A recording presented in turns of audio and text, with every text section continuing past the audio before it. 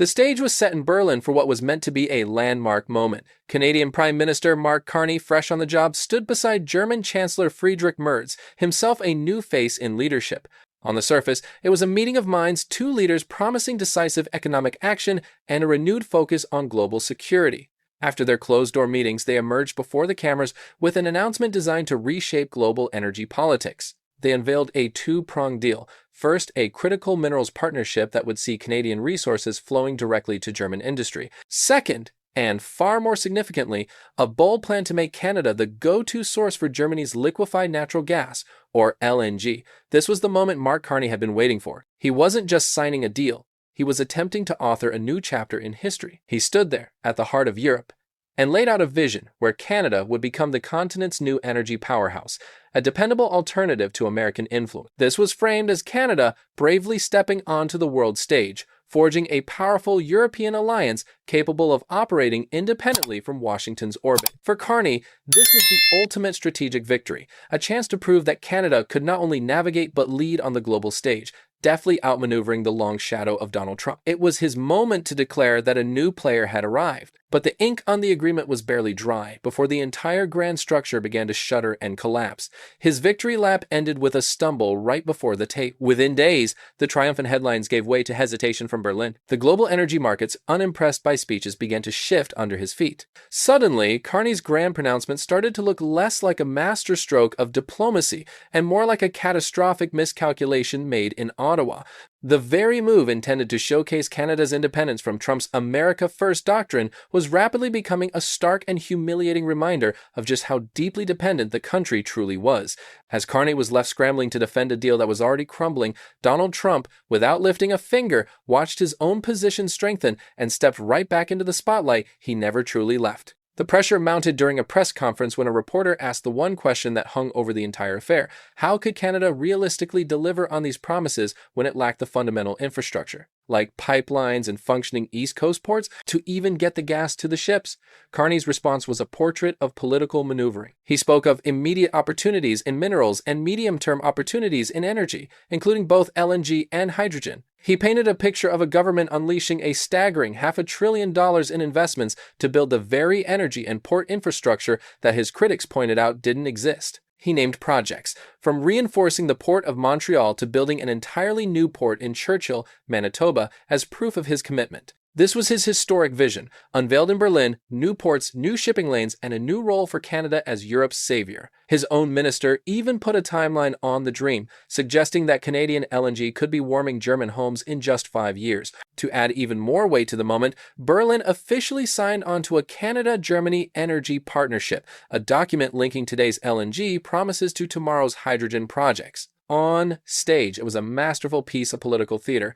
It looked as if Ottawa had, against all odds, finally achieved a monumental win. But for anyone paying attention, for anyone who understood the hard realities of the global energy market, the entire plan was built on a foundation of fantasy. The numbers simply didn't work. It was the previous government that had already dismissed the idea of LNG exports to Europe precisely because the economics were impossible. One after another, proposed East Coast energy projects had been abandoned and scrapped. The much-hyped new facility in Kitimat, it was built facing Asia, not Europe, and every single pipeline required to turn this fantasy into reality was hopelessly entangled in years of domestic political battles and endless lawsuits. So, while Prime Minister Carney spoke as if Canada's energy fleet had already arrived in German ports, the reality was that he was offering nothing more than a speculative future, a possibility that existed only on paper, and only then if every single variable lined up perfectly. Before the deal was even official,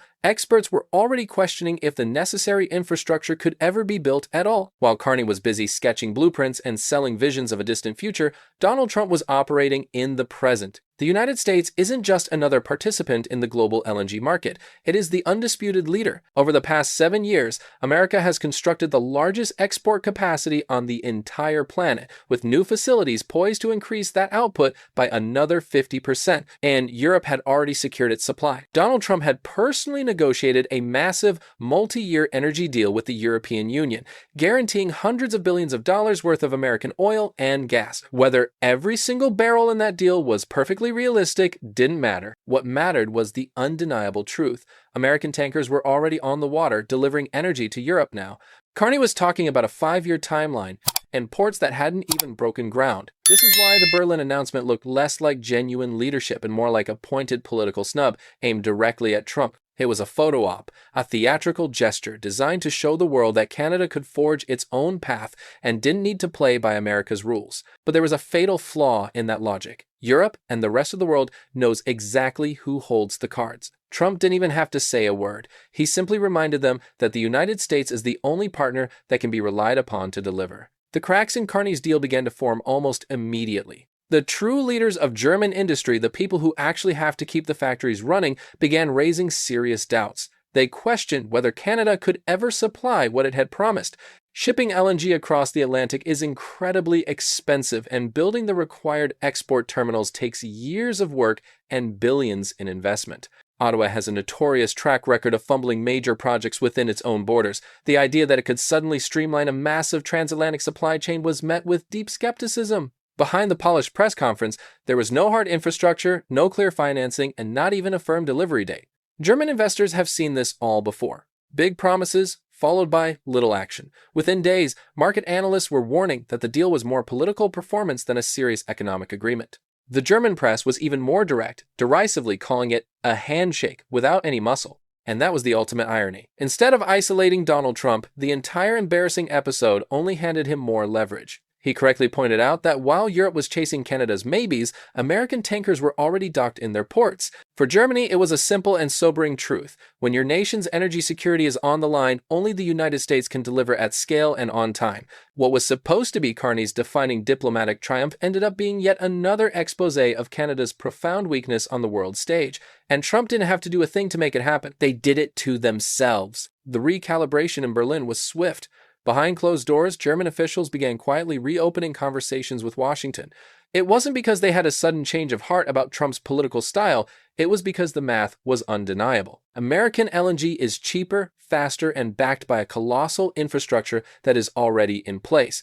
Canada's deal, by contrast, was nothing but smoke and mirrors. The major energy companies of Europe are not in the business of betting millions upon millions of dollars on maybes and delayed timelines. They've seen firsthand how Ottawa gets bogged down in its own pipeline debates, how every major project seems to get cancelled, stalled in court, or choked by red tape. The notion that Canada could suddenly become a model of efficiency for a project of this magnitude simply wasn't credible. Trump, for his part, seized the moment perfectly. He reminded Europe that while politicians love a good photo op, markets only respond to one thing: results, and his presidency was about delivering results. The outcome was crystal clear. America can keep Europe's lights on. Canada cannot. By the time the dust settled, nothing had changed. Germany was still buying its energy from American suppliers. Carney had wanted to prove to the world that Canada was a serious energy partner, ready to play in the big leagues. Instead, he reminded everyone why it's been shut out of those leagues in the first place: too much politics and not enough production.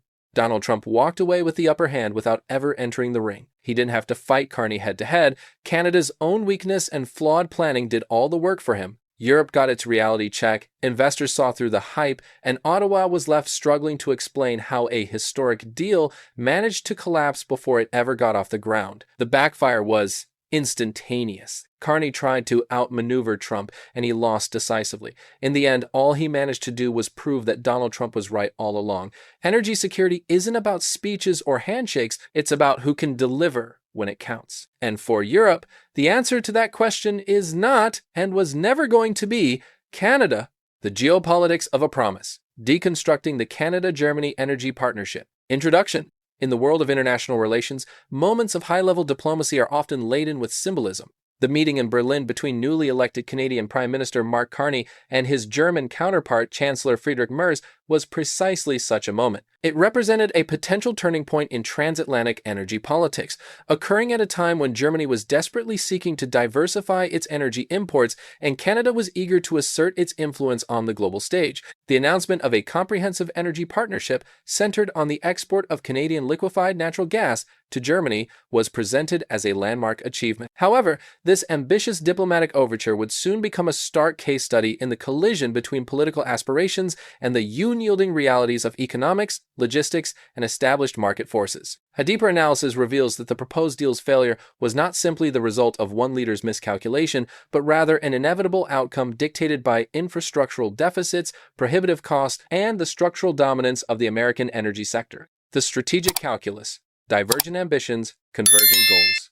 To understand the episode, one must first analyze the distinct motivations that brought Ottawa and Berlin to the negotiating table. For Canada, the initiative was driven by a long-standing ambition to transcend its role as a resource-rich nation heavily dependent on a single economic partner. The deal represented an opportunity to project power and influence as a significant middle power, capable of providing stable and reliable solutions for its allies. By positioning itself as Europe's energy partner, the Carney government sought to carve out a sphere of influence independent of the often unpredictable America First foreign policy of the Trump administration. The move was as much about geopolitical branding as it was about economics. It was a chance for Canada to be seen as a proactive, dependable G-Bay partner stepping up to solve a critical global security challenge. From Germany's perspective, the calculus was rooted in a far more urgent and vulnerable position. As Europe's industrial heartland, the German economy is profoundly reliant on massive, uninterrupted energy imports. A historical over-reliance on Russian natural gas had evolved from a matter of economic convenience into a critical strategic liability. The imperative to diversify energy sources away from adversarial states was no longer a theoretical policy goal, but an urgent matter of national security. On paper, Canada presented an ideal solution, a politically stable, democratically aligned ally with some of the world's largest natural gas reserves.